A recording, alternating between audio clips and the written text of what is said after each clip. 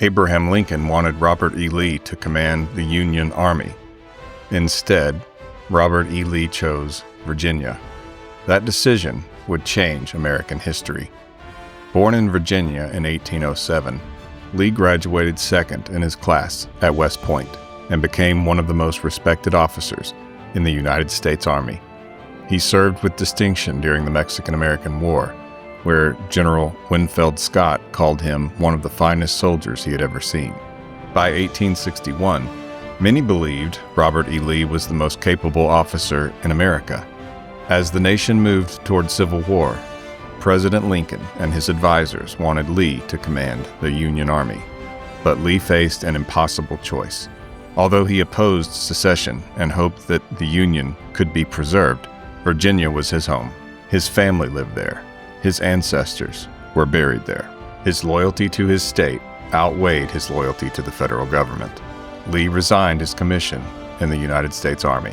He later wrote, "I cannot raise my hand against my birthplace, my home, my children." Lee soon took command of the Army of Northern Virginia. Despite facing larger Union armies, he won remarkable victories at 2nd Manassas, Fredericksburg, and Chancellorsville. His bold leadership and willingness to take risks made him one of the most respected generals of the war. At Chancellorsville, however, Lee suffered one of his greatest losses. General Stonewall Jackson, his trusted commander, was accidentally shot by his own men. After learning of Jackson's mortal wounds, Lee said, "He has lost his left arm, but I have lost my right." Without Jackson, the Army of Northern Virginia would never be the same. In 1863, Lee invaded the North and met Union forces at Gettysburg. The battle became the turning point of the Civil War. Lee accepted responsibility for the defeat, telling his soldiers, "It's all my fault." As the war continued, Lee faced Ulysses S. Grant, a man who had failed at business, struggled financially, but risen through the Union Army. For nearly a year, the two generals fought some of the bloodiest battles in American history.